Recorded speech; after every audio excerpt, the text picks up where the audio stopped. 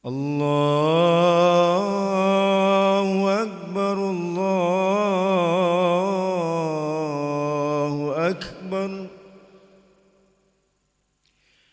أشهد أن لا إله إلا الله.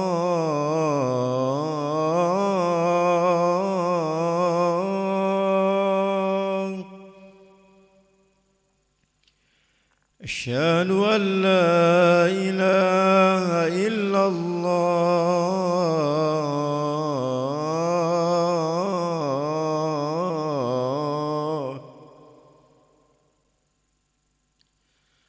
أشهد أن محمدًا رسول الله.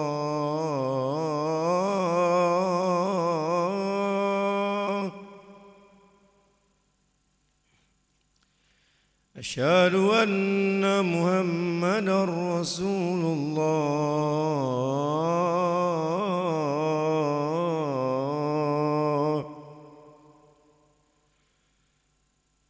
حي على الصلاة.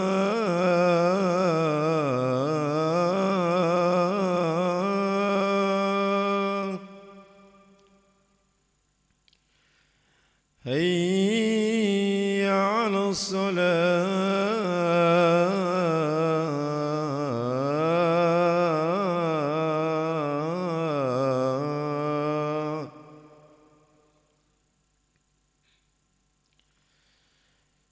حي على الفلاح.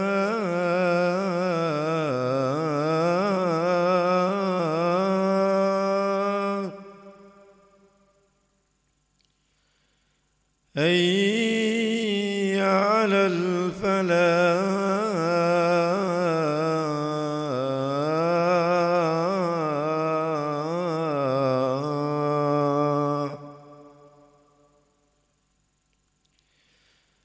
الصلاة خير من النوم. الصلاة خير من النوم. الله أكبر الله أكبر. لا إله إلا الله.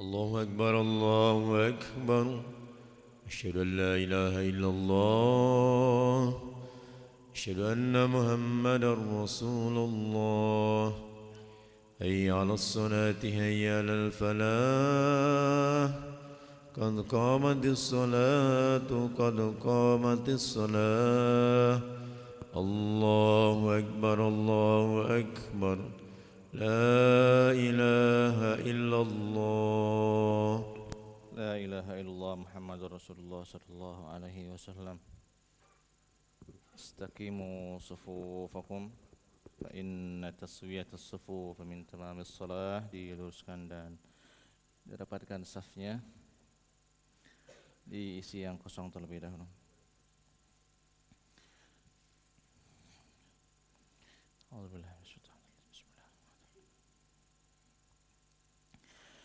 Allahu Akbar.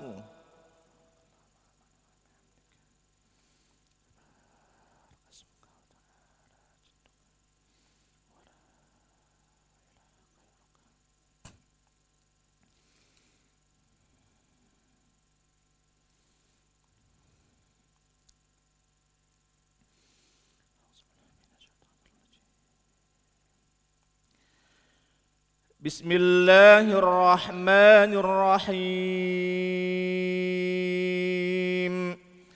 Alhamdulillahi rabbil alamin. Ar-Rahmanir Rahim.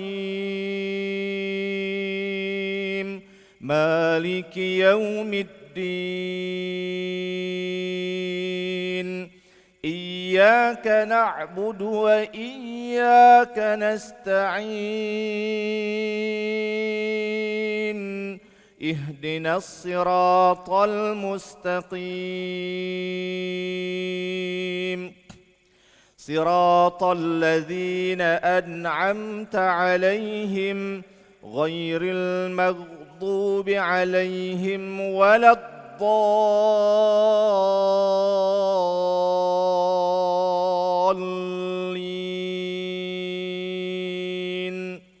Amin.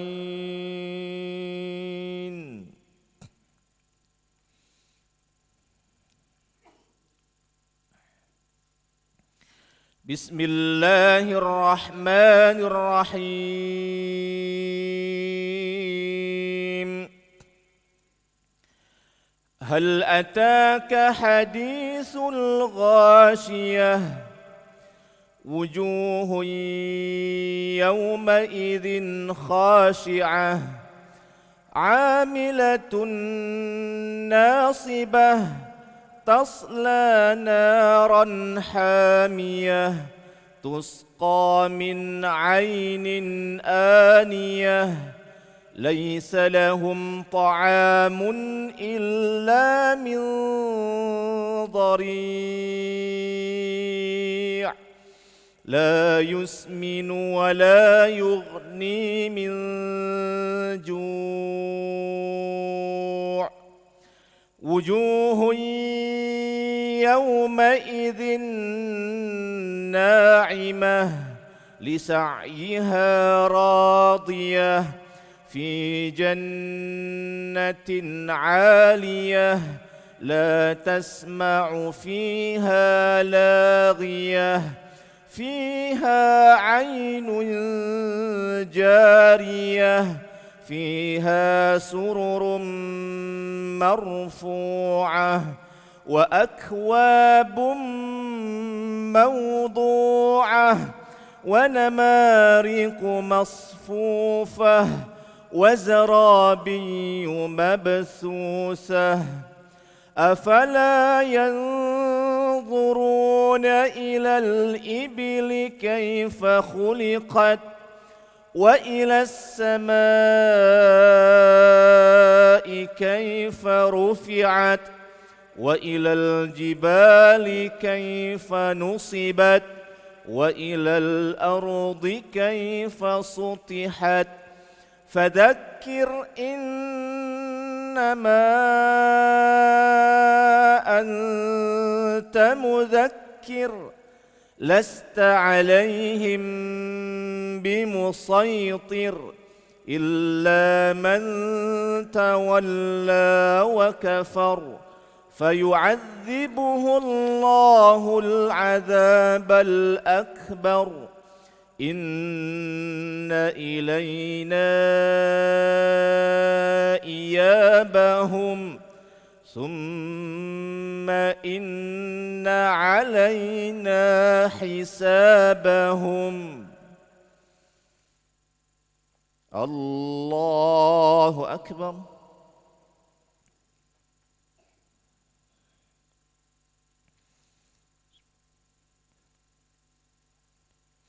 سمع الله لمن حمده.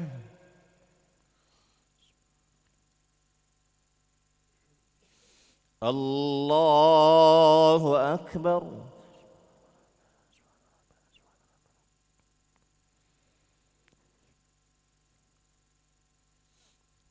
الله أكبر.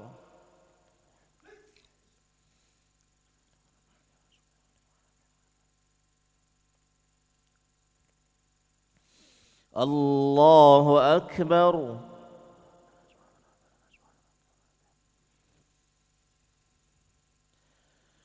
الله أكبر.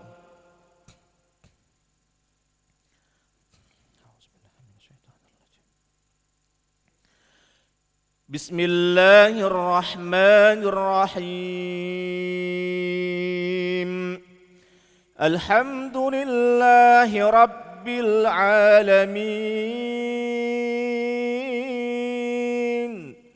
الرحمن الرحيم مالك يوم الدين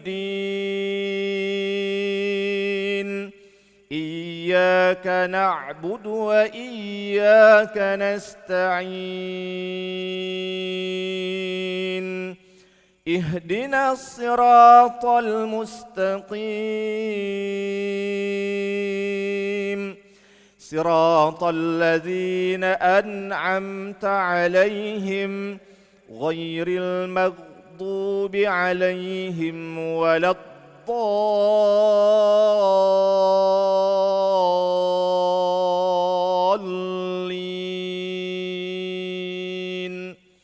آمين.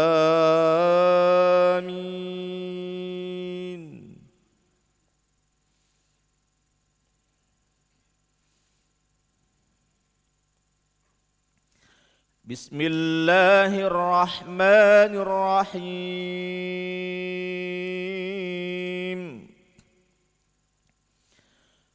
والضحى والليل إذا سجى ما ودعك ربك وما قلى وللآخرة خير لك من الأولى ولسوف يعطيك ربك فترضى ألم يجدك يتيما فآوى ووجدك ضالا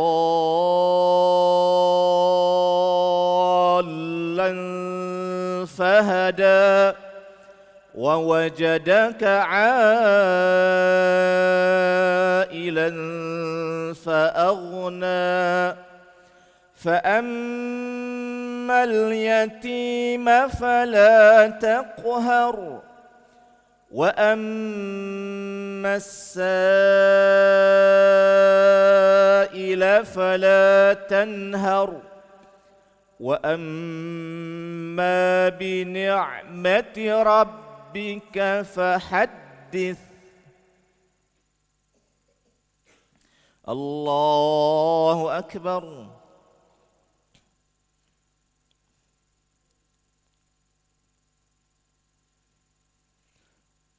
سمع الله لمن حمده. اللهم اهدنا فيمن هديت وعافنا فيمن عافيت وتولنا فيمن توليت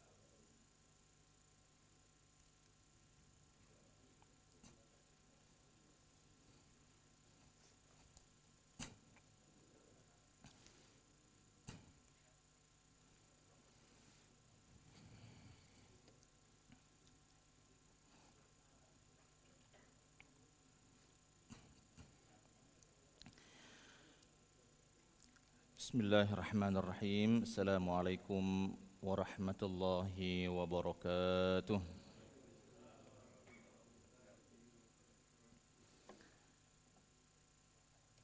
Alhamdulillahi rabbil alamin. Alhamdulillahi hamdan katsiran tayyiban mubarakan fih. Hamdan yanbaghi li jalali wajhihi wa 'azimi sultanih. Asyhadu an la ilaha illallah wahdahu la syarika lah. Wa asyhadu anna Muhammadan abduhu wa rasuluh. Allahumma salli wa sallim ala sayyidina wa habibina wa syafi'ina wa maulana Muhammadin sayyidil mursalin wa ala alihi wa sahbihi wa barik wa sallim taslima. Rabbi shrah li sadri wa yassir li amri wahlul 'uqdatam min lisani yafqahu qawli. Allahumma rabbana inna nas'aluka ilman nafi'a wa rizqan thayyiba wa 'amalan mutaqabbala birahmatika ya arhamar rahimin. Ma'asyiral muslimin wal muslimat, hadirin wal hadirat, Bapak Ibu jamaah salat subuh di Masjid Baitur Rahman yang dimuliakan oleh Allah Subhanahu wa taala. Alhamdulillah bi ni'matihi tatimmus shalihat. Segala puji bagi Allah Subhanahu wa taala atas rahmatnya. Sempurnalah amal soleh kita pada pagi hari ini. Maksudnya adalah terselenggaranya, selesainya kita dari pelaksanaan ibadah salat subuh berjamaah. Mudah-mudahan ini adalah awal yang baik bagi kita semua memulai akhir pekan di kediaman kita masing-masing. Salawat dan salam semoga terus kita jadikan sebagai wirid harian walaupun libur gitu kan. Bukan berarti wiridnya libur juga. Terus kita wiridkan kepada Rasul sallallahu alaihi wasallam. Allahumma shalli wa sallim ala sayyidina Muhammad wa ala ali sayyidina Muhammad.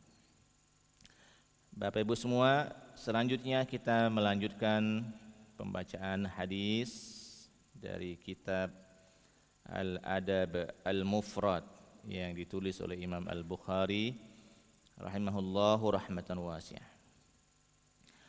Hadis yang pertama, bismillahirrahmanirrahim. Haddatsana Ismailu qala haddatsani Malikun an Abi Zinad anil A'raj an Abi Hurairah radhiyallahu anhu anna Rasulullah sallallahu alaihi wasallam qala. Jadi ujung dari rawi hadis ini adalah sahabat Nabi yang bernama Abu Hurairah radhiyallahu anhu, bahwa Rasul sallallahu alaihi wasallam bersabda, min syarrin nasi zul wajhaini, di antara golongan manusia yang buruk itu adalah manusia yang mempunyai dua wajah. Allazi ya'ti haula'i biwajhin, yang datang kepada sebagian orang dengan satu wajah, wa haula'i biwajhin, dan yang datang pada satu orang yang lain dengan wajah yang lain. Kita baca hadis yang kedua karena mirip hadis yang kedua ini. An Ammar ibni Yasir, dari Ammar bin Yasir qala berkata, sami'tun nabiyya sallallahu alaihi wasallam yaqul, saya mendengar, kata Ammar, Nabi Muhammad sallallahu alaihi wasallam bersabda, man kana dza wajhaini fid dunya, siapa yang mempunyai dua wajah di muka bumi ini, kana lahu lisanani yaumal qiyamati min nar, nanti dia akan punya dua lisan, nanti dia akan punya dua lidah di hari kiamat, dan lidah itu lidah dari api neraka. Famarra rajulun kana dhakhman, lalu kemudian ada orang yang lewat. Jadi setelah Rasul ngomong yang seperti ini, ada orang yang lewat. Kebetulan orang yang lewat ini dhakhman, Dokumen ini mohon maaf, dokumen ini agak gemuk. Kebetulan yang lewat tuh ada orang yang agak gemuk. Kata Rasul, qala hadza minhum. Yang cak ini jangan-jangan bagian dari mereka. Tapi tidak disebutkan siapa orang yang lewat itu kan. Bukan fokus di gemuknya, bukan. Fokus di orang yang lewatnya itu. Dan ma'asyiral muslimin wal muslimat, ini dua hadis yang pertama yang kita baca tentang zul wajhaini. Tentang dua wajah. Dua wajah yang dimaksud di sini ujungnya adalah tipu daya sebenarnya ya. Ujungnya adalah tipu daya. Tapi kalau dua wajah yang dimaksud di sini bukan tipu daya, maka sesungguhnya itu perbuatan yang bagus. Maksudnya kita sebagai orang Palembang misalnya kita ini mudah semasukan, ini bahasa Palembang kan? Mudah apa semasukan itu? Mudah cocok, bergaul dengan orang masjid cocok, bergaul dengan masyarakat di luar masjid cocok, bergaul dengan pejabat cocok, bergaul dengan masyarakat awam cocok. Itu bagus, memang itulah yang pengen kita cari. Balik kampung cocok, tinggal di kota cocok juga gitu kan. Jadi gampang semasukan, gampang cocok dengan orang, ya supel orangnya fleksibel. Tentu saja ini yang kita maksud dan ini adalah sebuah kebaikan. Cuma zul wajhaini punya dua wajah yang dimaksud di sini adalah tipu daya. Motifnya adalah tipu daya. Nah, tipu daya ini biasanya basisnya adalah kebohongan. Jadi dia tampil dengan kebohongan di satu komunitas, di satu masyarakat, di satu kepentingan. Kemudian di komunitas yang lain dia tampil dengan wajah yang berikutnya dan itu bohong lagi. Ya, dan sekarang kita tengah disaksikan dengan pemandangan fenomena-fenomena yang seperti ini. Nah, yang seperti ini karena basisnya adalah kebohongan, kata Allah, kata Rasul sallallahu alaihi wasallam, iyyakum wal kadzib. Jauhilah oleh kalian kebohongan. Karena kebohongan ini yahdi ilal fujur. Karena kebohongan ini akan berdampak kepada fujur. Fujur itu banyak, jamak, ini bukan satu. Karena kebohongan itu akan berdampak kepada banyaknya perilaku buruk. Bukan satu, bukan. Karena kan kita sudah masyhur, satu kebohongan harus ditutupi dengan kebohongan yang lain. Kebohongan yang lain harus ditutupi dengan kebohongan yang lain lagi. Kebohongan yang lain lagi akan ditutupi dengan kebohongan yang lain lagi. Jadi terus dia berganda. Karena itulah akhirnya kebohongan ini akan membuat pelakunya selalu berbuat kebohongan, selalu berbuat keburukan, dan keburukan-keburukan yang terakumulasi, inilah yang nanti akan membawa orang ke neraka. Akumulasi dari kebohongan itu. Nah, ma'asyiral muslimin, hadis yang kedua yang tadi menyebutkan bahwa dia akan mempunyai dua lisan, ini yang saya maksud bahwa biasanya dia dibangun dengan kebohongan, dan kebohongan itu dimulai dengan kebohongan pernyataan, kebohongan tulisan. Dan dia nanti akan diberikan oleh Allah Subhanahu wa taala dua lisan dari api. Ya, makna khususnya kita juga tidak tahu. Cuma kira-kira gambarannya begini, kalau mulut kita ini sariawan, itu kan tidak lemah rasanya. Lidah kita ini agak luko dikit baik lidah kita ini. Oh, itu rasanya sudah tidak enak. Sariawan, sakit gigi, seluruh penyakit mulut ini itu membuat kita tidak enak. Apalagi ini lidah dari api. Ini api kalau isinya mulut ini. Nah, bisa dibayangkan bagaimana tidak enaknya. Nah, belum dengan hukuman-hukuman Allah Subhanahu wa taala dari yang lainnya. Jadi ma'asyiral muslimin, kadang-kadang, bukan kadang-kadang, memang semestinya kita memang punya idealisme yang jangan dikorbankan. Kalau memang salah misalnya kita akui saja sebagai sebuah kesalahan. Misalnya baru-baru ini terlepas ragamnya komentar banyak orang terhadap Gontor ya. Cuma secara pribadi saya senang karena orang Gontor mau mengakui kesalahannya. Kami mohon maaf segala macam. Ternyata yang meninggal itu orang Palembang kan, yang dikuburkan di Sungai Selayur, TPU Sungai Selayur sana. Sampai Kiai Gontornya datang ke Palembang sini. Saya kira dari sisi ini kita patut belajar atas nama besar Gontor yang sudah melahirkan banyak orang, banyak kiai, banyak ustadz, banyak elit. Dia berani mengakui sebuah kesalahan dan siap untuk mengevaluasi diri secara besar-besaran. Nah, ini contoh kasus bahwa tidak harus dipertahankan, sebuah kesalahan tidak harus dipertahankan, tapi kita akui sebagai sebuah kesalahan. Dengan begitu orang-orang akan lebih simpatik insya Allah. Daripada kita terus ngotot, menutupi, akhirnya orang semakin hari semakin kesal, semakin benci. Dan kalau seandainya ada orang yang sudah sampai pada taraf, saya tidak mau percaya lagi dengan orang itu, dengan mereka, selesai, habis kita di mata masyarakat. Dan untuk mengembalikan trust, kepercayaan masyarakat untuk yang kedua kalinya, saya kira kita butuh perjuangan yang sangat lebih.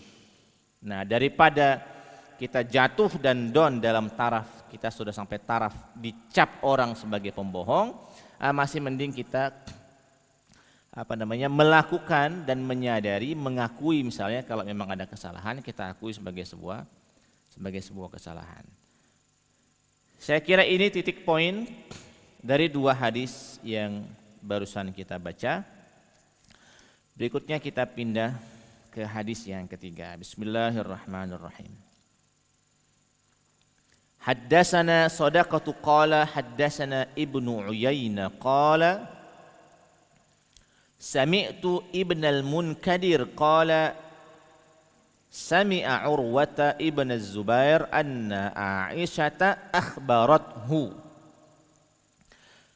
Ini cerita dari istri Rasul sallallahu alaihi wasallam yang bernama Aisyah. Aisyah radhiyallahu anha bercerita kepada Urwah bin Zubair.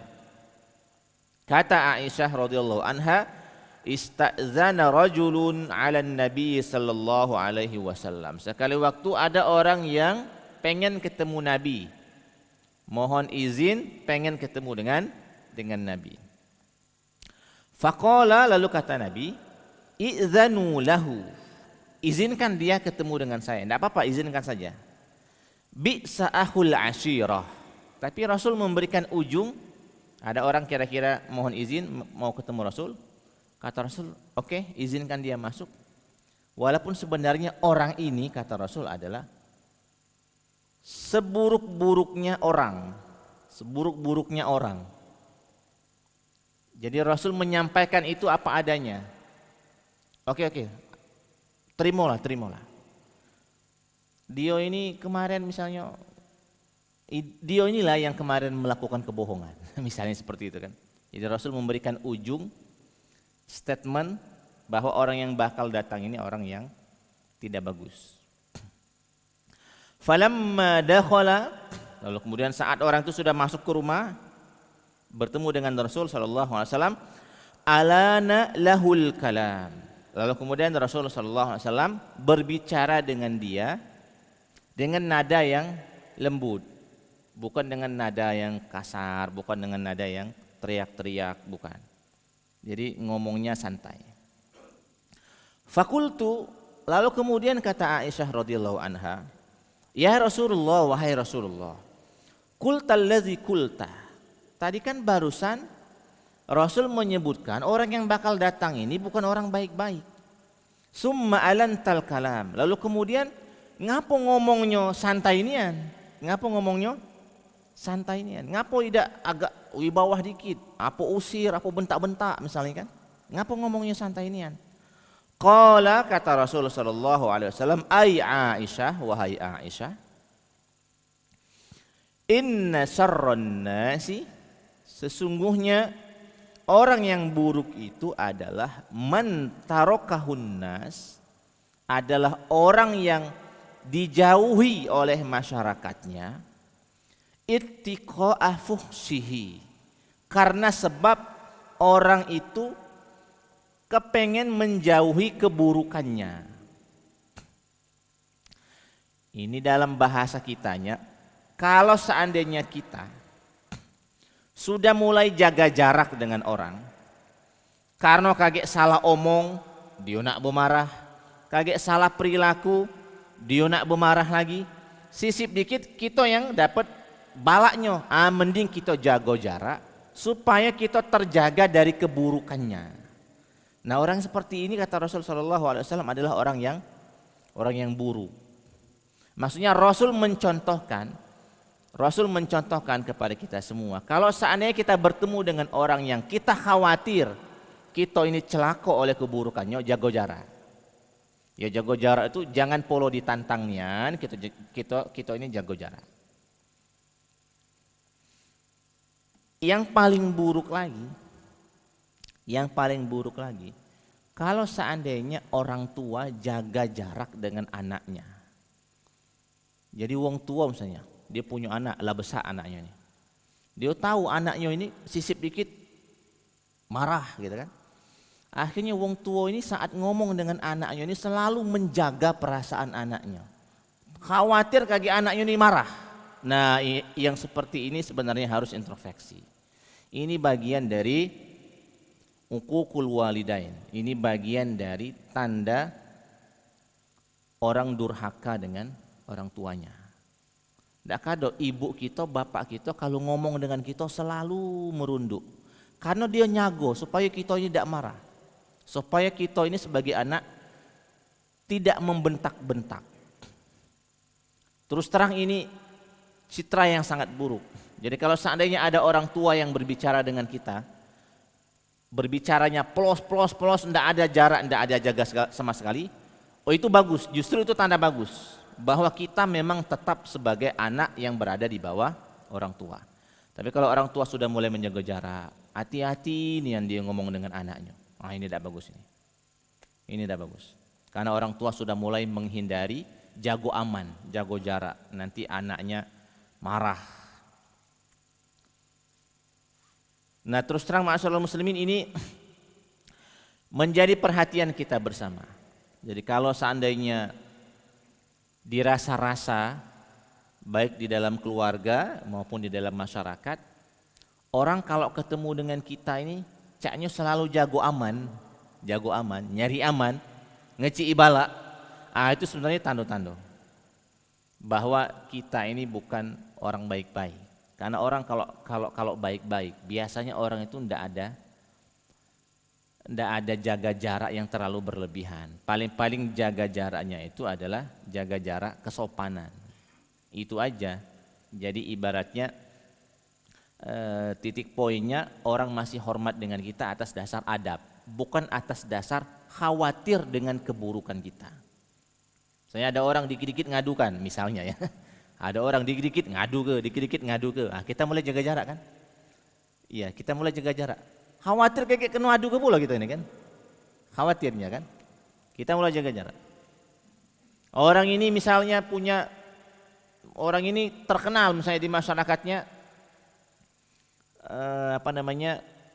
sering melakukan tindak kekerasan fisik misalnya kan. Kita kalau ketemu dengan dia mulai jaga jarak. Kosakata yang kita pilih kita jaga. Ini sebenarnya bagian dari yang diinformasikan oleh Rasulullah SAW bahwa orang itu adalah orang yang buruk. Orang itu orang yang buruk. Pokoknya kalau sudah wanti-wanti, hati-hati kalau bertemu dengan si A. Benar-benar ngomong. Itu sudah mulai tanda-tanda. Kaget disampaikannya. Hati-hati ngomong dengan si A. Hati-hati kalau belajar dengan si A. Kalau kamu bantah, kono marah. Ini bagian-bagian yang harusnya menjadi introspeksi diri kita. Kenapa ya orang, ini kalau saya sebagai guru, kenapa ya misalnya kita sebagai guru saat kita belajar orang itu memperhatikan, diam, itu karena memang yang kita ajarkan ini bagus atau karena kita ini pemarah. Itu juga harus jadi bagian evaluasi diri, evaluasi internal. Khawatirnya nanti hormatnya orang dengan kita itu menjaga keburukan kita yang dikit-dikit melempar penghapus misalnya kan, dikit-dikit melempar pulpen misalnya. Akhirnya orang terjaga galau-galau seperti ini. Terjaga ini maksudnya apa? Supaya menghindari kemarahan dari kita. Nah itu tidak bagus juga sebenarnya, tidak bagus. Nah masyaallah muslimin, ini mengindikasikan kepada kita bahwa sesungguhnya orang yang bagus itu di mata orang lain memang bagus. Makanya di antara kesaksian yang harusnya kita dapatkan dari masyarakat kita saat ada orang yang meninggal dunia, lalu kemudian rata-rata masyarakat kita ini menyaksikan bahwa dia adalah orang baik, maka kata Rasul sallallahu alaihi wasallam, fashhadu atau fa'ashhidu, maka saksikanlah bahwa sesungguhnya orang yang meninggal itu adalah orang yang baik. Nah, walaupun kan belakangan kan dibuat tradisi itu ditanyonian. Bapak-bapak, ibu-ibu, apakah almarhum ini orang baik apa orang buruk? Orang baik, kita kan dijawab kalah kan. Ini tradisi bagus-bagus baik. Cuma yang paling bagus itu adalah pengakuan original, pengakuan yang tidak harus ditanya. Rata-rata masyarakat ngomong, "Oi sayangnya, tidak nyangkonian." Omongan masyarakat di seputar ini bagus galau terhadap almarhum ini. Nah sebenarnya inilah kesaksian original yang mudah-mudahan menjadi juga bagian dari yang akan dia dapatkan di alam barzakh. Cuma kalau seandainya orang ngomong apakah orang ini orang bagus atas dasar dak lemak bae sebenarnya kan. Dak lemak bae. Lalu kemudian kita terdengar kiri kanan di masyarakat orang ngomong si A, si B, untung dia mati. Mendak dia terbuang. Apa? Lah dia adu ke budak katanya. Lah dia adu ke wong kan. Si ko omongan dapat. Kaget dapat lagi omongan, untung dia cepat mati. Lah banyak wong yang nak balas apa yang pernah dia buat. 2 yang ngomong, 3. Akhirnya yang terdengar di masyarakat kita bahwa kematian orang ini mengungkap semua misalnya aib-aib dan perilaku-perilaku yang pernah dia perbuat. Nah kesaksian yang seperti ini biasanya tidak akan terlalu jauh berbeda dengan apa yang akan dia dapatkan di alam barzakh dan di akhirat. Jadi orang itu original saja orang itu. Kalau orang baik, insya Allah orang rata-rata akan berkomentar baik. Ya, wallahu a'lam bishawab. Misalnya saya pengen menyebut satu nama, Ustadz Haji Asnawi misalnya ya, yang kemarin sering juga hadir di Baitur Rahman. Saya mendengar kiri kanan depan belakang semua teman-teman, semua jemaah, rata-rata omongannya bagus.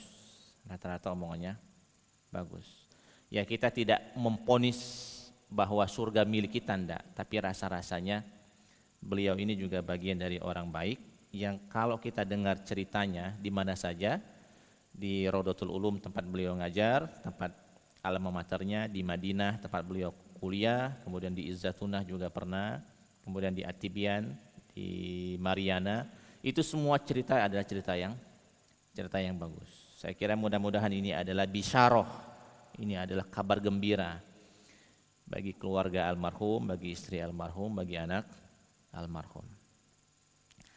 Nah, ma'asyiral muslimin yang dimuliakan oleh Allah Subhanahu wa taala, ini hadis yang ketiga. Hadis yang keempat, bismillahirrahmanirrahim. Haddatsana Adamu qala haddatsana Syu'batu an Qatadata an Abi Sawwar al-Adawi qala sami'tu Imran ibn Husainin qala. Ini riwayat dari sahabat Nabi yang bernama Imran bin Husain berkata, qala an-nabiy sallallahu alaihi wasallam, Nabi Muhammad sallallahu alaihi wasallam bersabda, al-haya'u la ya'ti illa bi khairin. Sifat malu itu tidak akan pernah mendatangkan kecuali kebaikan.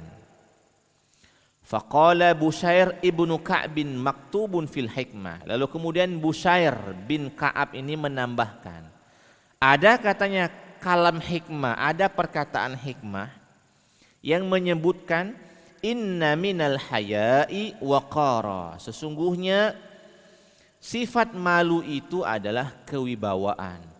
Wa inna minal haya'i sakinah, dan sifat malu itu adalah bagian dari ketenangan, sakinah.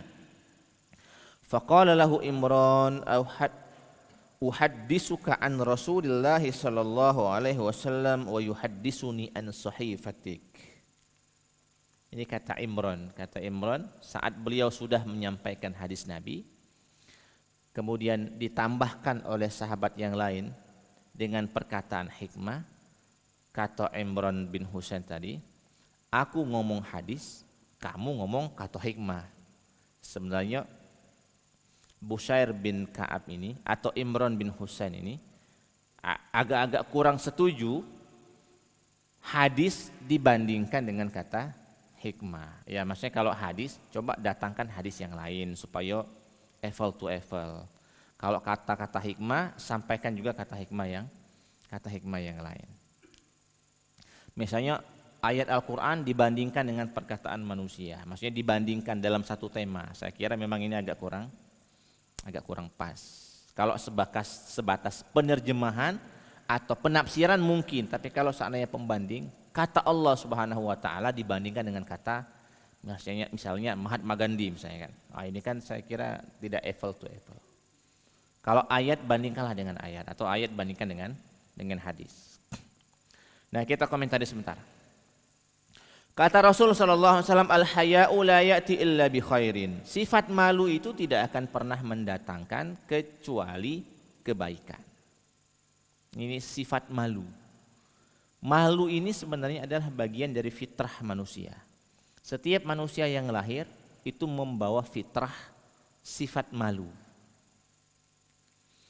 Karenanya di dalam hadis yang lain, ini hadis yang berikutnya kita baca, innal haya'a wal iman qurina jami'a. Sesungguhnya sifat malu dan iman ini selalu bersama. Sifat malu dan iman ini selalu bersama. Fitrah yang saya maksud di sini adalah fitrah keimanan. Jadi setiap bayi yang dilahirkan itu yuladu alal fitrah, dilahirkan dalam keadaan fitrah. Fitrah yang dimaksud sebenarnya adalah fitrah keimanan. Nah, sekarang fa'abawahu yuhawwidanihi au yunassiranihi au yumajjisanihi. Maka bapaknya lah yang nanti akan mempengaruhi fitrah ini, apakah mau dibawa tetap dalam kefitrahannya, diajarkan keimanan, diajarkan keislaman, atau dia akan dibawa ke yang lain, diajarkan ke Nasranian, diajarkan ke Yahudian, diajarkan ke Majusian. Maksudnya karena malu ini adalah bagian dari keimanan, maka faktor yang bisa membuat sifat malu itu akhirnya berbeda antara satu dengan yang lain sebenarnya adalah faktor eksternal. Keluarga, sekolah, masyarakat. Ada orang yang punya rasa malu yang bagus. Oh, berarti didikan keluarganya bagus, didikan sekolahnya bagus, masyarakatnya bagus. Ada orang yang tidak punya rasa malu lagi. Nah, berarti ini didikan keluarganya agak buruk, atau didikan sekolahnya agak buruk, atau didikan di masyarakatnya agak buruk. Sudah tidak ada rasa malu lagi. Muka tembok kata orang kan. Muka tembok. Dia berbicara apa di hadapan orang, orang senyum baik kan. Dia udah tahu orang senyum itu bukan setuju. Orang senyum itu dia tahu apa yang diomongkannya itu kan. Separuh baik juga mbek omongan itu kan. Separuh baik. Jadi kalau dia ngomong separuh baik mbek, yang separuhnya buang lah. Atau yang lain omongin seperapat baik di mbek yang omongan itu tuh. Tapi dia pede nian. Ngomong seperti itu di hadapan kita yang sudah tahu ini, pede nian dia. Ini kan sebenarnya cerminan bahwa tidak ada rasa malu lagi di dalam dirinya, dan itu ciri bahwa keimanannya sedang turun atau memang turun nian gitu kan. Tidak naik lagi, tidak pasang lagi, surut nian akhirnya. Akhirnya tidak ada lagi rasa malu. Kita yang punya sedikit keimanan ini, malu lah insya Allah ya, malu untuk membuka aib sendiri di masyarakat. Itu kan sama seperti kita membuka aib sendiri di masyarakat. Kita ngomong apa, tapi masyarakat sudah tahu, tapi masyarakat didiam baik, biar kelayang itu. Sekandak dia ngomong kan. Nah, akhirnya yang terjadi adalah harus introspeksi diri berarti. Kalau sudah sampai pada level sedemikian rupa, harus introspeksi. Ustadz dia itu rajin sholat wajib, rajin juga sholat sunnah. Ya, bisa jadi sholat wajib dan sholat sunnahnya tidak sah misalkan, kan kita tidak tahu kan. Karena ada orang yang menduga amalannya itu diterima. Padahal Allah yang maha tahu bahwa amalannya belum tentu diterima. Secara syarat zohir saja kadang-kadang kita masih bermasalah. Syarat zohir itu maksudnya rukun, syarat dan rukun ibadah. Benar tuntunannya. Ini saja sebenarnya kita kadang-kadang masih sisip. Kita mengira sholat kita sudah benar secara syariat. Oh ternyata sisip, ada yang salah. Ada yang sisip. Kita merasa sudah benar sedekah kita, haji umroh kita. Tapi ternyata ada rukun yang sisip akhirnya salah. Akhirnya tidak diterima. Nah, anggap saja sekarang rukun syaratnya sudah kita pastikan benar Ustaz. Tapi kan kita tidak bisa menilai apakah hati kita memang ikhlas atau tidak. Kan syarat diterimanya ibadah itu ada dua. Satu ikhlas, ini adalah amalan batin yang tahu hanya kita dengan Allah Subhanahu wa taala sebagai punya hati, kita punya hati. Yang kedua adalah benar secara tuntunan. Nah, dua ini kalau terpenuhi iya. Dua ini kalau terpenuhi dia diterima. Dan biasanya ibadah itu kalau diterima di sisi Allah Subhanahu wa taala, dia akan membawa pengaruh yang positif, progres yang bagus. Nah, tadi kita ngomong kalau seandainya ada orang melaksanakan ibadah, dia rajin, dia sedekah rajin, dia umroh sering, dia haji sudah, tapi kenapa perilakunya tidak menunjukkan ibadahnya? Nah, ini tanda tanya. Jangan-jangan ibadahnya tidak diterima, tidak makbul, tidak mabrur. Misalnya haji dan umroh itu kan diantara iming-iming motivasi dari Rasulullah SAW bahwa tidak ada balasan bagi orang yang hajinya mabrur kecuali surga. Itu berarti kan orangnya bagus nanti kan. Pulang dari haji orangnya bagus. Tapi kalau pulang dari haji orangnya semakin tidak bagus, kan itu tanda namanya. Tanda. Jangan-jangan dia tidak mabrur. Jangan-jangan hajinya itu misalnya hanya pengen mendapatkan status sosial. Status sosial. Dibanding status akademik di Indonesia ini masih laku status sosial. Jadi orang tanpa embel-embel SAG, MAG misalnya ya, LC, ST, MM, tanpa embel-embel itu mereka masih menang dengan embel-embel H di depannya. Masih menang embel-embel ini. Baik level awam maupun level elit. Orang biasanya tidak mau meninggalkan gelar H di depan itu. Karena memang itu bagus, di mata masyarakat bagus. Orang nerima. Boleh dibuang yang lain-lain, tapi kalau ada nama biasanya yang H itu tidak hilang. Jangankan untuk elit ya. Untuk orang jualan saja kalau sudah pasang gelar H di depannya itu insya Allah cap yang paling bagus untuk kita merasa bahwa nyaman dengan makanan dan minumnya. Walaupun misalnya belum ada sertifikat halalnya kan. Sate Pak Haji apa misalnya kan, oh itu senang hati gitu. Haji kan, masuklah kita di warung itu, senang. Maka kalau ada warung sate yang di depannya ada haji, biasanya rame, insya Allah rame. Orang akan melihat hajinya, oh ini Pak Haji. Tidak ada Pak Haji tidak terti caranya melih kan? Tidak ada Pak Haji tidak paham caranya melih. Tidak ada Pak Haji tidak paham tentang halal dan haram mengenai kambing yang diolah. Nah, balik lagi ma'asyiral muslimin. Jadi orang yang beriman itu indikasinya dari dua hadis yang terakhir ini adalah orang yang mempunyai rasa malu.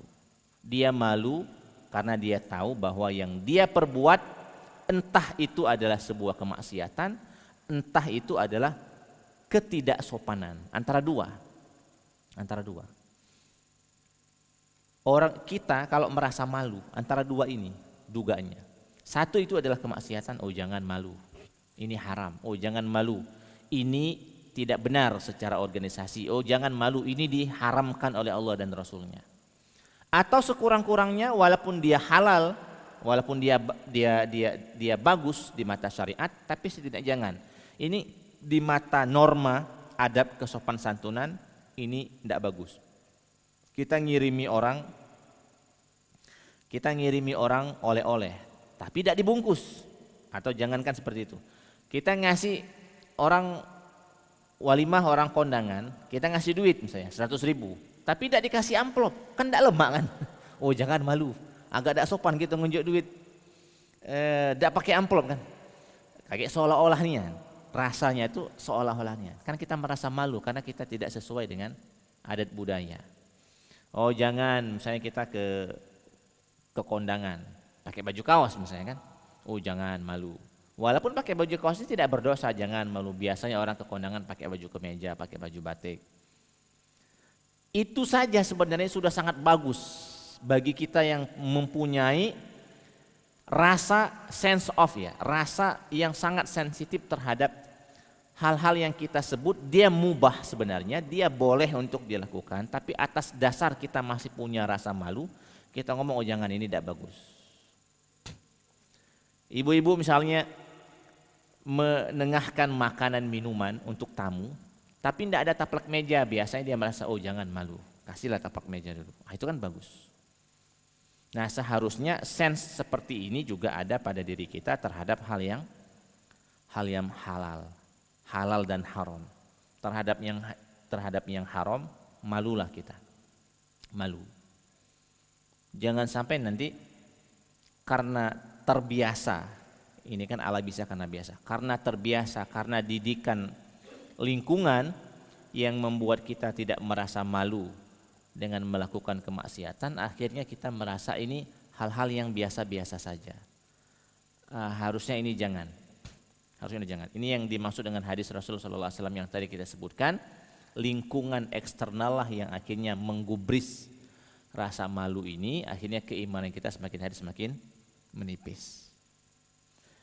Nah ini ma'asyiral muslimin, 1, 2, 3, 4, 5 hadis atau 6 hadis yang kita baca pada subuh kali ini. Mudah-mudahan ada manfaatnya untuk kita semua. Yang pertama terkait dengan dua wajah, yang ketiga terkait dengan orang menjauhi kita karena nyago jarak supaya tidak dapat keburukan. Yang ketiga adalah rasa malu yang harusnya menjadi cerminan keimanan kita kepada Allah Subhanahu wa taala. Jika ada yang pengen ditambahkan, jika ada yang pengen ditanyakan, kami persilahkan sebelum kita istirahat dan pulang ke rumah masing-masing. Silakan Pak Ibrahim. Assalamualaikum warahmatullahi wabarakatuh. Untuk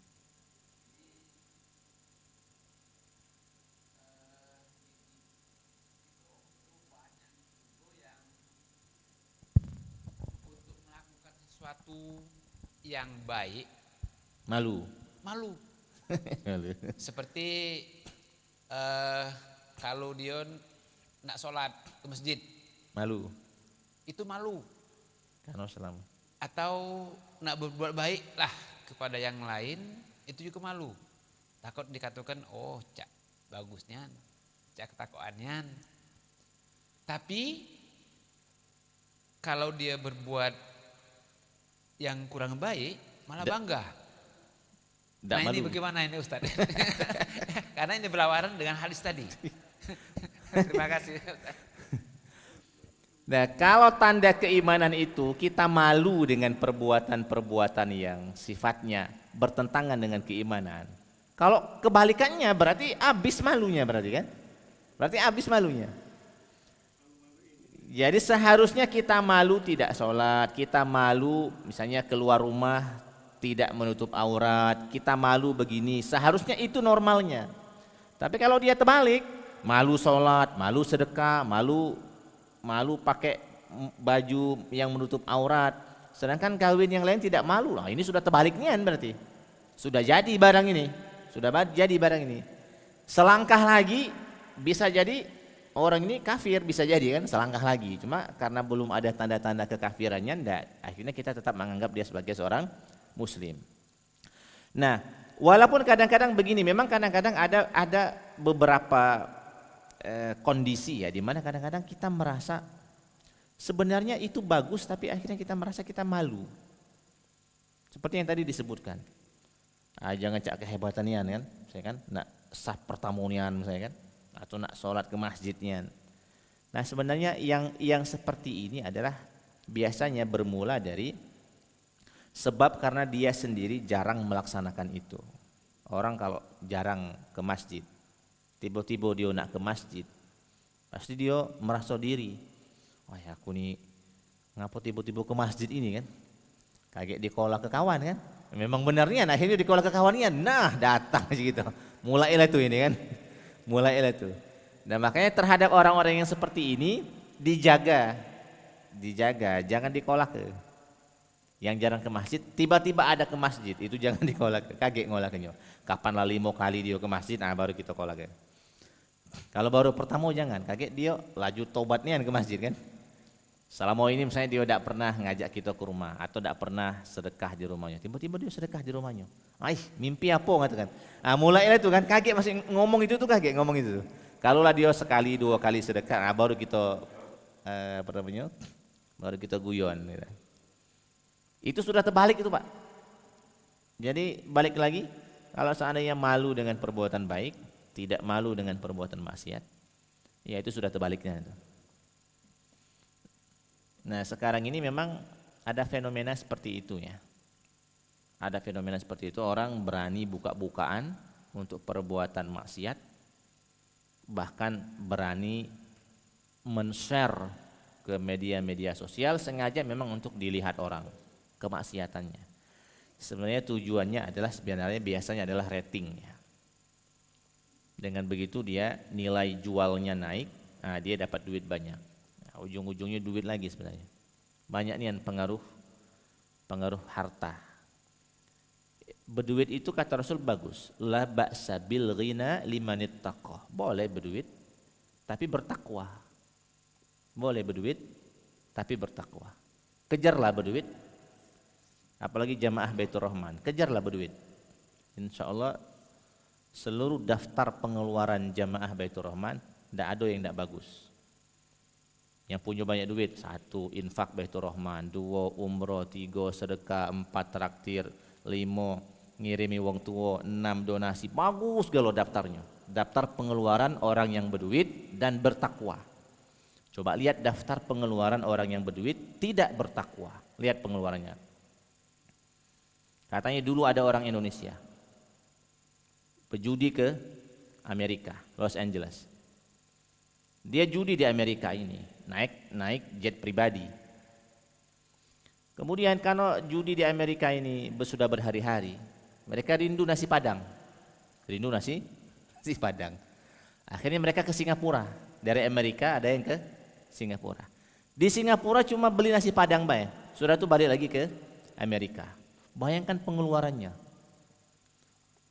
Ini cerita real yang diceritakan oleh guru kami, tapi beliau tidak menyebutkan nama. Ada orang di kita yang berduit tapi pengeluarannya seperti ini. Model pengeluarannya. Kalau model pengeluarannya orang berduit bertakwa, insya Allah tidak seperti itu. Nota pengeluarannya bagus semua. Nah disinilah orang yang berduit yang harusnya kita iri dengan orang model seperti ini. Kata dulu para sahabat yang buntu ini, dia ngadu kepada Rasul, ya Rasulullah, zahaba ahlud dusuri bil ujur. Lemaknian orang yang berduit itu. Hampir-hampir seluruh pahala dia borong. Kami sholat, kami yang buntu ini sholat, dia sholat. Kami puasa, dia juga puasa. Jadi sama dalam hal ini. Nah giliran dia yatasaddaquna bi fuduri amwalihim. Di giliran dia bayar zakat, kami tidak pacak bayar zakat. Giliran dia infak masjid, kami tidak pacak infak masjid. Giliran dia sedekah, kami tidak pacak sedekah. Akhirnya melaju kencang. Mereka yang berduit ini melaju kencang. Nah akhirnya Rasul mengajarkan amalan untuk orang yang tidak berduit. Apa kata Rasul? Wa bikulli tasbihatin shadaqah. Tasbih itu sedekah juga kata Rasul. Subhanallah, subhanallah itu sedekah. Cuma kalau uang yang berduit tadi bertasbih juga kalah lagi gitu kan. Wa bikulli takbiratin sedekah. Takbir Allahu Akbar, Allahu Akbar. Itu sedekah juga walaupun tidak pakai duit. Tapi tadi kalau orang yang berduit juga takbir, kalah lagi kita. Wa bikulli tahlilatin shadaqah. Setiap tahlil la ilaha illallah, la ilaha illallah. Itu nilainya sedekah. Tapi yang berduit tadi dia ternyata tahlil juga. Kalah lagi kita. Terakhir kata Rasul, wa fi bud'i ahadikum shadaqah.